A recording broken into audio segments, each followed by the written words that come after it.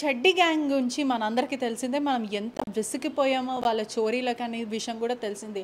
అదే తరగా చుడిదార్ గ్యాంగ్ ఇప్పుడు రంగంలోకి దిగింది. ఎస్ఆర్ నగర్లో ఆకృత అపార్ట్మెంట్లో సుమారుగా 4 లక్షల పైన నగదు, బంగారం, ల్యాప్టాప్, యాపిల్ ల్యాప్టాప్ ఇవన్నీ చోరీ చేయడం అయితే జరిగింది.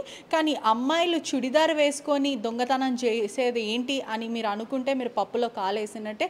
ఖచ్చితంగా అమ్మాయిలు కాదు, అమ్మాయిల వేషధారణలో మగవాళ్ళు చున్నీ కట్టుకొని, చుడిదార్ వేసుకొని, లెగ్గింగ్ వేసుకొని, ఒక బ్యాగ్ వేసుకొని కాలేజ్ స్టూడెంట్ లాగా ఎవరు లేని సమయంలో ఒక ఇంట్లోకి చొరబడి అర్ధరాత్రి వేళ ఆ ఇంట్లో ఎవరు లేరని తెలుసుకొని రెక్కి నిర్వహించి కరెక్ట్ లేని సమయంలో వాళ్ళ ఇంట్లోకి చొరబడి పూర్తిగా దొంగతనం చేయడం అయితే జరిగింది.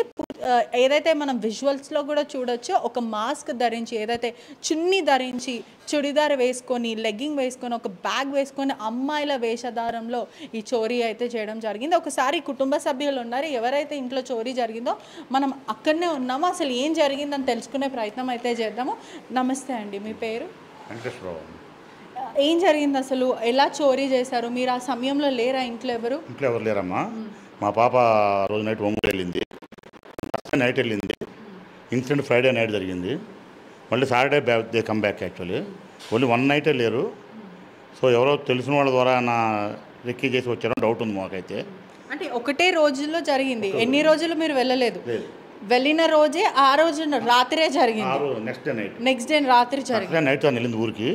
ఫ్రైడే నైట్ జరిగిందమ్మా. So early morning of Saturday. So మా సీసీ కెమెరా ప్రకారం చూస్తే 2:40 they come inside the apartment. అర్ధరాత్రి 3:20 బయటకు వెళ్ళిపోయారు. అంటే గంట సేపు వీళ్ళంతా రెక్కి చేసి ఏమేమి దొంగతనం చేశారు? సుమారుగా ఎంత వరకు క్యాష్ ఉందమ్మా లోపల. అంటే మాకేంటంటే ఈ అపార్ట్మెంట్లో మేము వచ్చి 15 ఇయర్స్ అవుతుంది, మేము పైన ఉంటాము. మా పాప వాళ్ళు బెంగళూరు నుంచి ఇక్కడికి వచ్చారు. వాళ్ళు వచ్చి కూడా ఎప్పుడు 8-9 మంత్స్ అవుతుంది. సో మేము వచ్చి 15 ఇయర్స్ అవుతుంది. ఇంతవరకు ఎప్పుడు ఆ ఇన్సిడెంట్ కానీ ఏమీ జరగలేదు ఎప్పుడు. సో మేము ఎప్పుడు ఆ యాంగిల్ మేము ఎప్పుడు ఆలోచించలేదు. సో ఈ సెంటర్ లాక్ పని చేయట్లేదు. మా పాప వాళ్ళు అంటే ఎలా చేశారు ఇదంతా? సెంటర్ లాక్ పని చేయట్లేదు. మా పాప వాళ్ళు ఇది మామూలుగా తాళం లాక్ చేసి ఈ ఐరన్ గేట్ క్లోజ్ చేసి వెళ్ళారు. అంటే ఈ గేట్ కి తాళం వేయలేదు, ఓన్లీ ఇక్కడ వేశారు. మరి ఇదేలా ఓపెన్ చేశారు? అంటే పోలీసులు చెప్పడం ప్రకారం ఏదో సమ్ రాడ్తో, అంటే తాళం మీద మార్క్స్ ఉన్నాయమ్మా, ఐరన్ రాడ్తో ప్రెస్ చేసిన మార్క్స్ ఉన్నాయి. రాడ్ పెట్టేసి వాళ్ళు తాళం ఓపెన్ చేసేసుకొని దే కమ్ ఇన్సైడ్ అరౌండ్ 2:50 ఆ రేంజ్లో నాకు వచ్చారు. అంటే గంట సేపు వీళ్ళంతా వెతుక్కొని హాఫ్ అన్ అవర్ ఉన్నారు inside. Half an hour inside ఉన్నారు. అంటే మీరు ఎన్ని రోజులు బయట లేరు? ఒంగోలుకి మీ పాప వాళ్ళు వరకు తన ఇంట్లోనే ఉందండి. ఒకటి మేము పైన ఉంటాము, మా పాప కింద ఉంటుంది. తన ఇంట్లో తన ఇంట్లోనే పడుకుంది ఇక్కడే. So Thursday night by 11 o'clock bus నేనే ఎక్కించాను. ఫ్రైడే నైట్ జరిగింది. లోపల ఏవేవి తీసుకున్నారు అంటే ఒకసారి వాళ్ళు ఇట్లా లోనకి వచ్చేసాళ్ళు. సో ఈ మెయిన్ బెడ్రూమ్ ఉంది, ఆ బెడ్రూమ్ ఓపెన్ చేసి మేము కప్బోర్డ్స్ అన్నీ వేసి ఉన్నవి.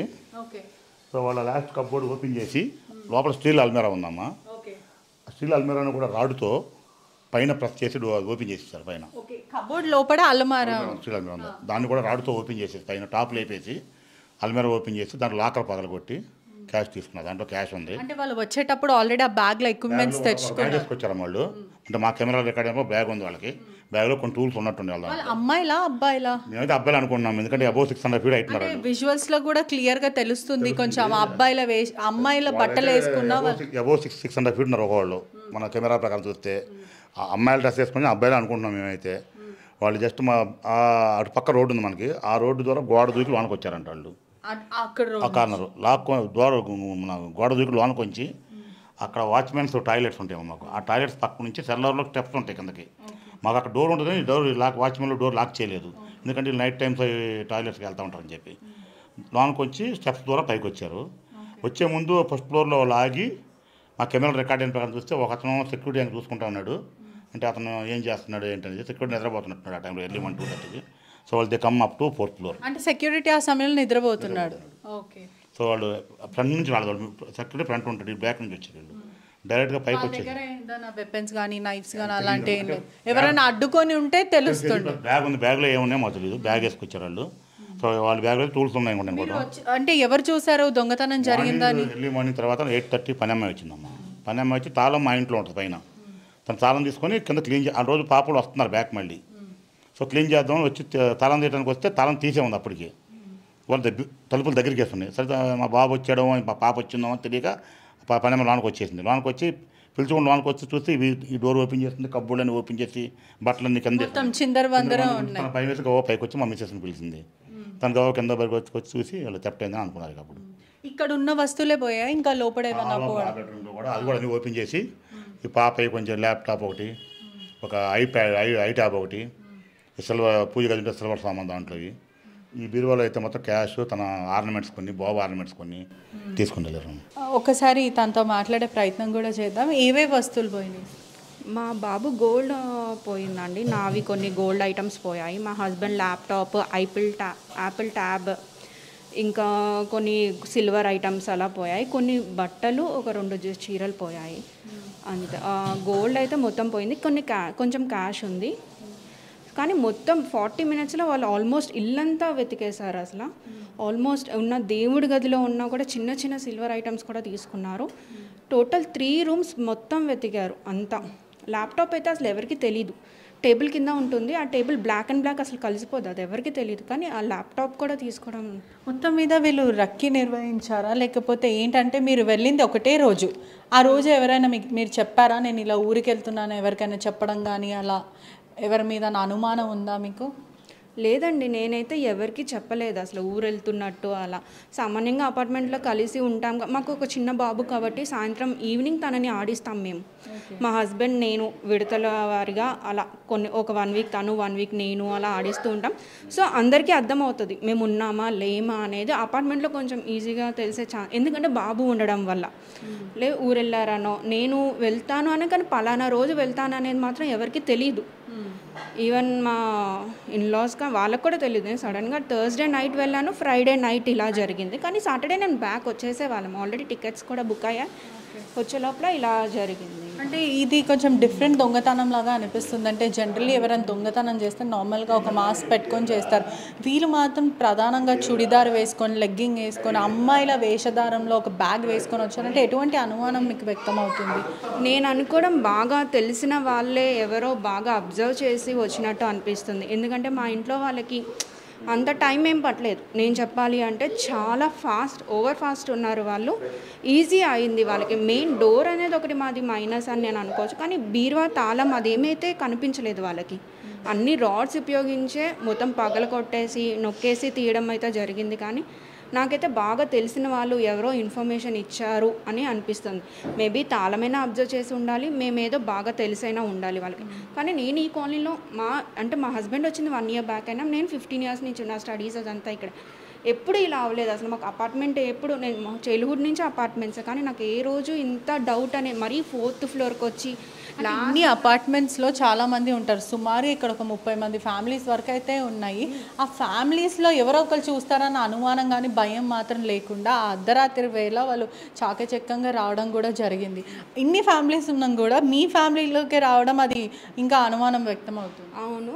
ప్లస్ ఏంటంటే లిఫ్ట్కి రైట్ అండ్ లెఫ్ట్ సైడ్లో ఆల్రెడీ 3 ఫ్లాట్స్ అసలు లేరు, 2 ఫ్లాట్స్ లేరు. 1 ఫ్లాట్ వాళ్ళు మార్నింగ్ అలా వర్కింగ్, మాది last flat. Remaining 2 flats almost 2 months నుంచి లేరు వాళ్ళు. కానీ డైరెక్ట్గా మా దగ్గరికే వచ్చారా అనేది మాకు డౌట్. అంటే మా దగ్గరికే వచ్చారని అందరు అంటున్నారు. కెమెరా లేకపోవడం వల్ల మాకు కొద్దిగా నేను చెప్పలేను. కానీ నేనైతే డైరెక్ట్ తాళం అయితే కనిపించదు. మరి గ్రిల్ కూడా వేసాను నేను. తాళం మెట్ల మీద నుంచి వస్తుంటే తాళం వేసినట్టు అసలు కనిపించదు, ఎందుకంటే బ్లాక్ ప్లేట్ అడ్డంగా ఉంది గ్రిల్కి. అంటే ఖచ్చితంగా ఇది మీ కుటుంబాన్ని అబ్జర్వ్ చేస్తున్నట్టే, రెక్కి నిర్వహించి చేసినట్టు కూడా తెలుస్తుంది. మొత్తం మీద ప్రాపర్టీ ఏదైతే ఇదంతా లాస్ అయిందో ఎంత వర్త్ ఉంటుంది? ఒక 7 to 10 lakhs ఉంటుంది అని నేను ఎక్స్పెక్ట్ చేస్తున్నాను. పోలీసులకి మీరు కంప్లైంట్ ఇవ్వడం కూడా జరిగింది. వాళ్ళు ఏమంటున్నారంటే మేము వెళ్ళి తెలుసుకోవడం కూడా జరిగింది. ఇప్పటి వరకు వాళ్ళ దగ్గర నుంచి ఎటువంటి స్పందన లేదు, ఎవరు అని ఐడెంటిఫై అంటే సరిగ్గా చెప్పట్లేదు. వాళ్ళు ఇంకా మేము మార్నింగ్ వెళ్ళి వాళ్ళు చేయగానే కలిసి వచ్చామండి. వాళ్ళు అంటారంటే సమ్ ట్రాకింగ్ ఇది going on, still going on.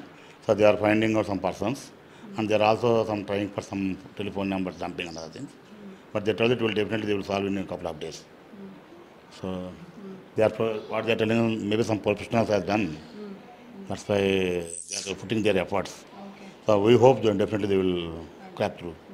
So చూస్తున్నారు కదా, పోలీసులతో, ఎస్ఆర్ నగర్ పోలీసులతో మనం మాట్లాడడం కూడా జరిగింది. అంటే ఏదైతే దొంగతనం జరిగి సుమారుగా 10 రోజుల పైన అయినప్పటికీ కూడా ఇప్పటివరకు పోలీసులు దీని గురించి ఎటువంటి ఇన్ఫర్మేషన్ ఇవ్వలేదు. చెడ్డి గ్యాంగ్ తిరుగుగానే చుడిదార్ గ్యాంగ్ ఇప్పుడైతే రంగంలోకి దూకింది. ఇదంతా కూడా హల్చల్ నడుస్తుంది ఇప్పుడు చుడిదార్ గ్యాంగ్ ఎస్ఆర్ నగర్లో అని కూడా చెప్పొచ్చు.